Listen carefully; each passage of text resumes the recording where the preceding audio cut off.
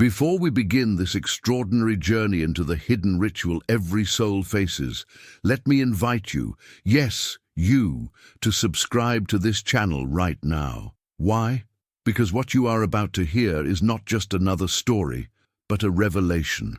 If you believe that life continues beyond the veil of death, if you feel a calling to understand the mysteries of the soul, this channel is where truth, light, and rare wisdom await you. Don't just watch. Become part of a community that seeks answers where most fear to look. Now let us step into the mystery Edgar Cayce revealed. According to Cayce, death is not an ending, but a doorway. The very moment the body releases its last breath, the soul awakens into a new dimension of existence. And yet, in the first 24 hours, every soul faces a hidden ritual. A passage through phases of remembrance, release, and revelation. The first stage is the invitation to light. The soul, freed from the body, immediately perceives an illumination that feels alive and intelligent. Cayce described it as the first call of the spirit world, a beckoning into truth. Some experience it as a soft glow, others as a brilliance overwhelming in its purity. The light is not external, it resonates with the inner condition of the soul. Here, the hidden ritual begins. The soul feels torn between two worlds, the earthly attachments it still perceives and the pull of eternity. It is a sacred threshold, and the decision to trust the light sets the tone for all that follows in the first 24 hours. Cayce warned that this moment is crucial, for the soul's response mirrors the habits it cultivated in life. Fear dims the light, while faith and love draw it closer.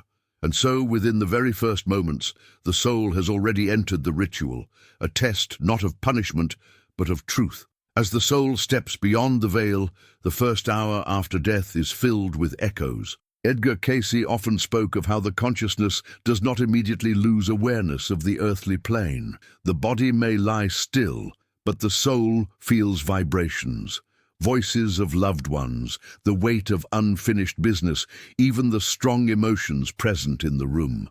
It is as if the last threads of earthly attachment still hum around the spirit, like fading notes of a song. This hour is critical. Cayce explained that the hidden ritual requires a gentle separation from these echoes.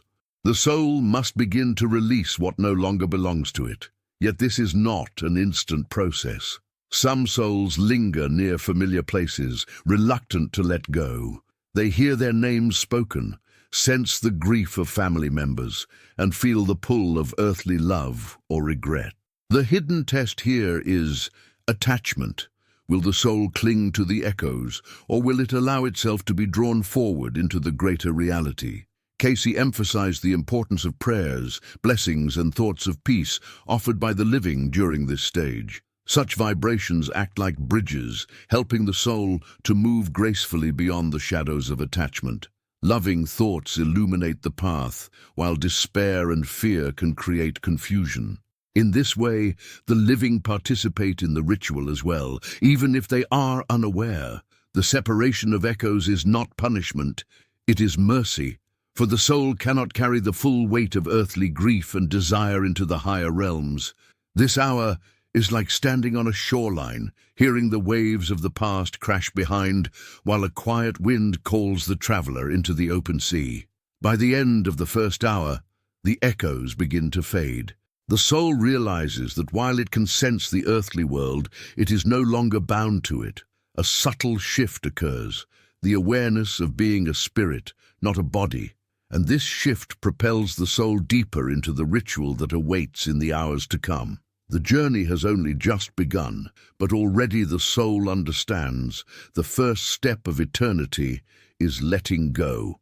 Having released the first echoes of earthly life, the soul now feels itself drawn into what Edgar Cayce described as a corridor of light. This is not a physical passage as we know it, but an experience of movement, an undeniable sense of being carried forward as if by an invisible current. The corridor appears differently to each soul. For some, it is filled with golden radiance that feels warm and protective. For others, it shimmers with colors unknown to human eyes, hues that seem alive and pulsing with intelligence. Cayce explained that the appearance of this passage reflects the inner condition of the soul. The more harmony, faith, and love the soul cultivated in life, the brighter and more welcoming the corridor appears. Those who resisted growth may experience it as dim, yet always present, waiting to be entered. During these hours, the ritual deepens. The soul begins to sense presences nearby, guides, protectors, or even familiar loved ones who have already crossed over. Some stand at a distance, radiating encouragement, while others come closer, offering reassurance that the soul is not alone in this journey. Cayce often said that no soul crosses the threshold entirely unaccompanied. The divine always sends guidance, though recognition may vary. Yet even here, the test remains. The soul feels the pull of memory, faces, places, unfinished desires. The corridor invites trust, asking the traveler to walk forward into the light. Hesitation slows the progress, but surrender brings peace. The second and third hours reveal a profound truth. Eternity is not chaos, but order. The soul begins to realize that there is design in every step of this hidden ritual. Just as life had purpose, so too does death's transition. The light does not rush the traveler, it waits with patience. But with every step, the awareness of separation from the body deepens. By the close of this stage, the soul feels lighter, freer. The body and the world it left behind grow dim, while the presence of the corridor becomes undeniable. The ritual has claimed the soul not by force, but by love, guiding it toward the greater unveiling that lies ahead. As the soul journeys deeper into the corridor of light, the hidden ritual reaches a turning point. Edgar Cayce described how, in these hours, the soul begins to encounter what many traditions call the life review. This is not a judgment imposed from outside, but a revelation that rises from within. It is the soul's own spirit holding up a mirror, reflecting every action, thought, and intention lived on earth. The review begins subtly. At first, the soul experiences fleeting images, moments of kindness, moments of anger, times when love was given freely, and times when fear or selfishness took its place. Soon, these moments expand into a panorama. The soul feels not only what it did, but also how those actions rippled into the lives of others. If it brought joy, the soul feels that joy magnified. If it caused pain, the soul feels the wound it left behind. Cayce insisted that this stage is not about punishment. Instead, it is about understanding. The light does not accuse, nor does the guide condemn. The ritual reveals truth so that the soul may see itself clearly, perhaps for the first time. Every excuse, every self-deception fades away under the purity of this vision. Here, the soul cannot hide behind masks. It must acknowledge what it has sown. For some, this review brings deep gratitude. They see how even small gestures, an encouraging word, a moment of patience, created ripples of healing far beyond what they imagined. For others, it stirs sorrow as they realize how fear or neglect limited their potential. Yet even in sorrow, there is mercy. Cayce described the light as unwavering, surrounding the soul with love even while truth is revealed. This part of the ritual teaches one profound lesson. Nothing is ever wasted. Even failures become teachers. Even pain can lead to wisdom. The life review shows the soul not only what it has been, but also what it may yet become. By the end of the 6th hour, the soul begins to feel a shift in perspective. The life just lived is no longer something to cling to, but a chapter inscribed in eternity. The review does not chain the traveler. It prepares the spirit for what lies beyond, the crossing into higher realms of existence. After the soul has faced the beginning of the life review, the hidden ritual moves into a stage Edgar Cayce described as the crossing of realms. Between the 7th and 10th hours, the soul begins to step further away from the vibrations of earth and enter the finer frequencies of the spiritual planes. This is not a passage through space, but through vibration. The soul feels itself moving, as if carried by invisible currents, upward and outward. Some describe it as being lifted, others as expanding in every direction at once. Cayce emphasized that this sensation is universal. The soul is adjusting to a new level of existence, one not bound by the limits of time or gravity. During this crossing, the soul often perceives harmonies that defy earthly imagination. Colors and sounds merge into one living symphony, as though creation itself is singing. Every particle seems alive, infused with intelligence and love. For many, this is the moment awe takes hold, the realization that death is not darkness, but a wider awakening into order and beauty. Guides remain close during this phase. Some souls see radiant figures walking alongside them. Others sense the presence of loved ones who once traveled this path and have returned to encourage. The message is always the same. You are not alone. Continue forward. Yet the ritual still holds its test. For some souls, attachment to the earthly plane pulls like a shadow. They may hesitate, wondering about their families, their unfinished dreams, their regrets. Cayce warned that lingering in this hesitation can create confusion, leaving the soul half in shadow, half in light. But the guide, patient and steady, encourages release. To surrender is to be carried fully into the realm of spirit. By the close of the 10th hour, the soul senses that earth is far behind, not forgotten, but distant. The light grows stronger, the presence of guides more vivid. The ritual of crossing is not forced, it is an invitation. Those who accept find themselves welcomed into a reality where the next stage of the hidden journey awaits. The first 10 hours reveal the truth. We are eternal travelers, and death is only a doorway. What lies ahead will uncover even deeper mysteries in the ritual of the first 24 hours. As the hours unfold, the soul passes deeper into the ritual Edgar Cayce described, and between the 11th and 15th hour, the experience shifts once again. Until now, the light has been like a corridor, guiding, protective, illuminating. But here, the soul encounters what Cayce called the greater light, a brilliance not external, but universal, as though all creation is concentrated into one presence. This encounter is not frightening, though its magnitude overwhelms. The light feels alive, intimate, and infinite all at once.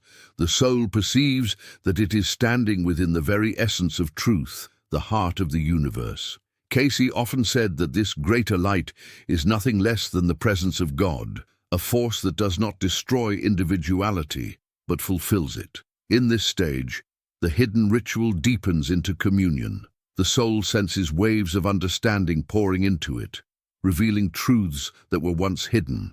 Questions about life, suffering, and purpose begin to dissolve. It is not that every detail is explained, rather, the soul perceives that behind every detail there was always meaning.